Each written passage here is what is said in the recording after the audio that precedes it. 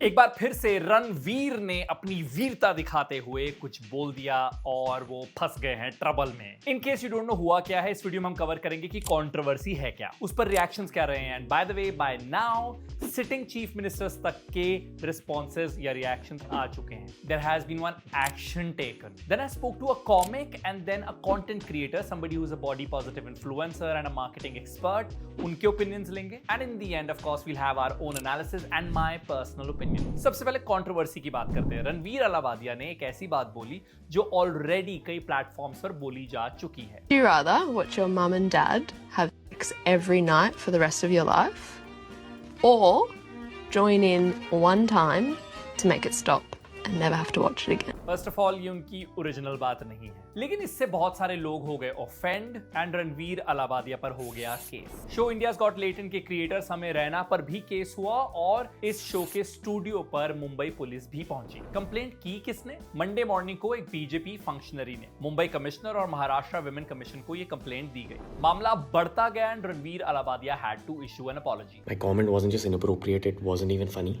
Comedy is not my forte. I'm just here to say sorry. But then it got political. Maharashtra के CM Devendra Fadnavis ने freedom of speech की बात की। Of course, he was hinting at this case. Everyone has freedom of speech, but our freedom ends when we encroach upon the freedom of others. Then Assam Chief Minister Himanta Biswa Sharma ने announce किया कि Guwahati police ने FIR दर्ज कर दी in YouTubers के against. Ashish Chanchlani, Jaspreet Singh, Apoorva Makhija, Ranveer Allahbadia, Samay Raina and others. Shiv Sena UBT की MP Priyanka Chaturvedi ने कहा that they're disregarding Indian sensibilities. Congress spokesperson Supriya Shrinate ने कहा pervert। अब एक्शन पे आ जाते हैं। NHRC which is National Human Rights Commission, उनके एक मेंबर ने यूट्यूब से कहा कि इस वीडियो को वो हटा लें क्योंकि ये ऑब्सीन और वल्गर है। And guess what, this video has been remove. लेकिन ये शो कंट्रोवर्शियल रहा है। यही नहीं, इससे पहले और कई कंट्रोवर्सीज हो चुकी हैं। जैसे एक महिला ने दीपिका पादुकोण के डिप्रेशन का मजाक उड़ाया। उन्होंने कहा कि दीपिका अभी मां बनी है तो अब उन्हें पता चलेगा असली डिप्रेशन क्या होता है ना। इसी शो पर जैसी नाम की एक लड़की आई, उन पर एफआईआर हुई क्योंकि समय ने शो पर उनसे पूछा कि क्या उन्होंने डॉग मीट खाया है। शी सेड हाँ, अरुणाचल प्रदेश के लोग often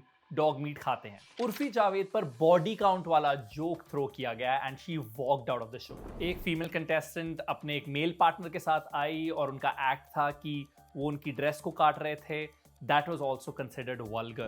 Also, that contestant said कि उनके पति घर पर हैं, he doesn't know about this whole act, so people were outraged.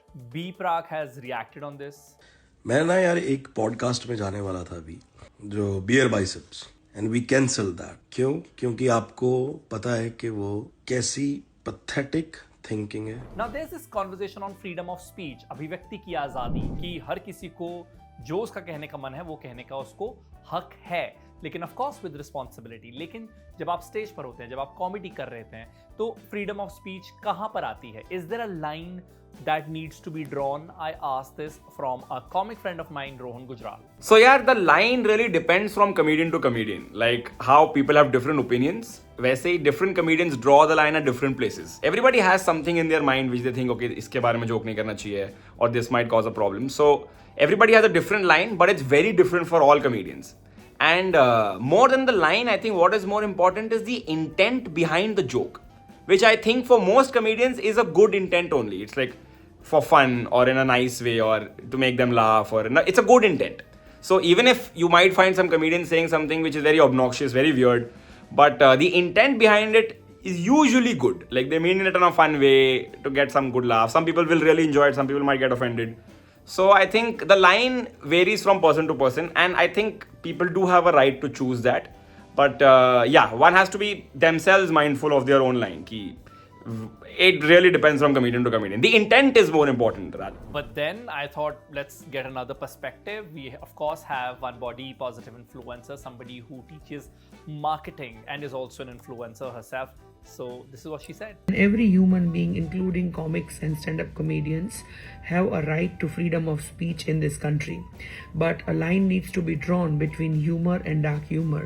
How much deep down can we go in dark humor where we start creating humor and jokes on things which are troublesome, like body shaming, talking about private parts of people, right? Doing humor on sex life, and it may hurt people's sentiments, cultural values, principles. So we need to draw a line of demarcation, because we as individuals should understand the power, or not only of our platform but also of our voice and our reach, and we should use it positively. Now let's talk about my personal opinion. सबसे पहले जिस तरीके का content मैं करता हूँ, मैं actively mature content या लैंग्वेज नहीं इंक्लूड करता अपने पीसेस में, और ये मेरी सारी ऑडियंस को पता है. Rather very recently I endorsed a condom brand on my reel and everybody was like आपको क्या हो गया. Although I think it's sexual wellness and one can talk about it and one should. So hence I did that. But otherwise when it comes to my regular comedy videos, तो मैं ज़्यादा वैसी नहीं बातें करता. और मुझे बहुत सारे लोग कहते हैं अरे यार ये बहुत अच्छी लगती है आपकी बात कि आप क्लीन कॉमेडी करते हैं. पर मैं उनको इमीडिएटली बोल देता हूँ कि पाजी ये मत बोलो कि ये कोई बहुत बड़ी चीज़ है, क्योंकि दो चीज़ें. पहली बात तो मैंने पुराने ज़माने में अपनी जवानी के दिनों में आई हैव डन वीडियोज़ जहाँ पे मैं कुछ अपशब्द बोल रहा हूँ या कोई अपशब्द बोल रहा हूँ और मैं हंस रहा हूँ. तो ऐसा नहीं है कि मैंने वो कभी नहीं किया. और दूसरी बात ये कि जो लोग आज की डेट में भी कर रहे हैं, मैं ऐसा नहीं मानता कि वो नीचे हैं या फिर वो गलत कर रहे हैं. ये इसको एक ईगो ट्रैप कहते हैं कि जो मैं कर रहा हूँ वो सही है, जो मेरे ख्याल हैं वो बेस्ट है.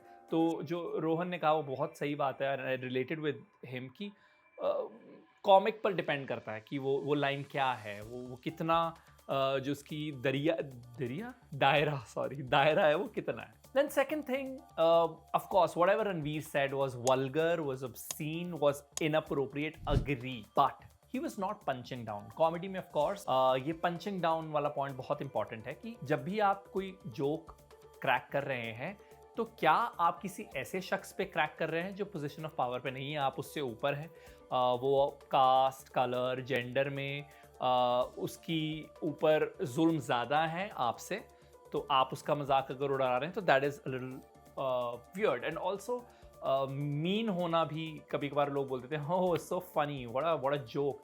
But being mean to somebody is also not funny and not a joke. So he was not doing that as well. Of course, there's so much outrage on what Ranveer Alabadia said, but I want you to have a quick look on what all our politicians from different parties. इस list में कोई मेरे रिश्तेदार नहीं है, इसमें सारे ही हैं. बीजेपी वाले हैं, कांग्रेस वाले हैं, समाजवादी पार्टी वाले हैं, सभी हैं. Mulayam Singh Yadav from Samajwadi Party in 2014 said, लड़के लड़के हैं, गलती हो जाती है. This he said talking about rapists. Manohar Lal Khattar, Haryana CM from BJP, he explained rape का reason कि पहले से ये उनकी जान पहचान होती है, जब कोई अनबन हो जाती है तो जाके कंप्लेंट कर देते हैं कि जी इसने मेरा रेप कर लिया. कांग्रेस के शशि थरूर की गर्लफ्रेंड के लिए नरेंद्र मोदी ने कहा था आपने कभी देखी है 50 करोड़ की गर्लफ्रेंड. कांग्रेस के दिग्विजय सिंह ने एक फीमेल जर्नलिस्ट के लिए कहा 100 टंच मार. But does that justify whatever Ranveer said? No. But why I gave you this list is that yes, this needs a conversation, but not an FIR, because people who are on the positions of power, they have said it. They are the elected representatives. They have said it. They are on honorable positions.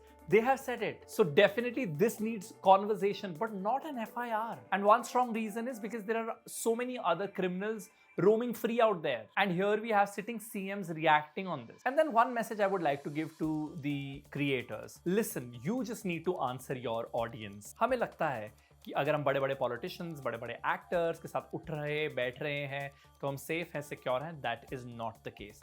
Eight the and आपको बनाने वाली आपकी audience है और आपको बिगाड़ने वाली भी आपकी ऑडियंस है.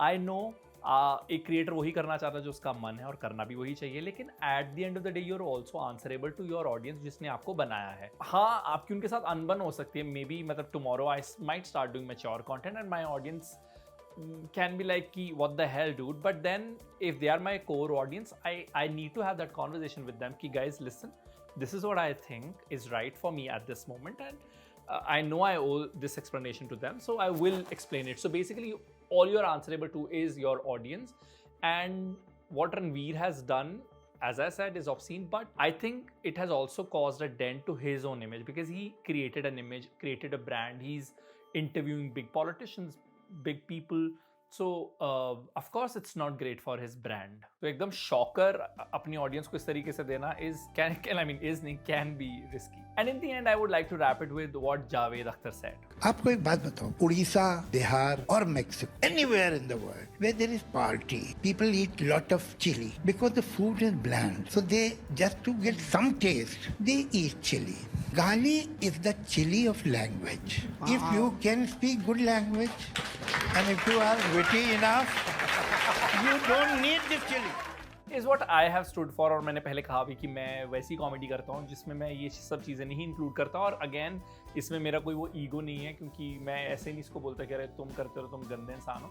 It's just that I think it's a task for me, और मुझे अच्छा लगता है अपने आप को वो टास्क देना कि ये सारी चीज़ें ना बोलने के बाद अगर मैं फ़नी हूँ then it's a good job. मतलब मेरे हिसाब से अगर जैसे ये मुझे हाँ ज़रूर लगता है कि ठीक है मैच्योर कंटेंट एक जगह है, लेकिन अगर आप जेनेटेलिया को हिंदी में बोल रहे हैं और आपके लिए वो फनी है, वो मुझे थोड़ा सा लेजी काम लगता है. But yeah that's my perspective, and with that we have come to end of this video. आपका क्या कहना है? Which team are you on? Are you team Ranveer Allahbadia और are you team the complainants? Let me know in the comments. इस video की research में मेरी मदद की है जस्मीन कौर ने, इसे एडिट किया है वंश बजाज ने. मेरा नाम है Arun. It's goodbye from my side.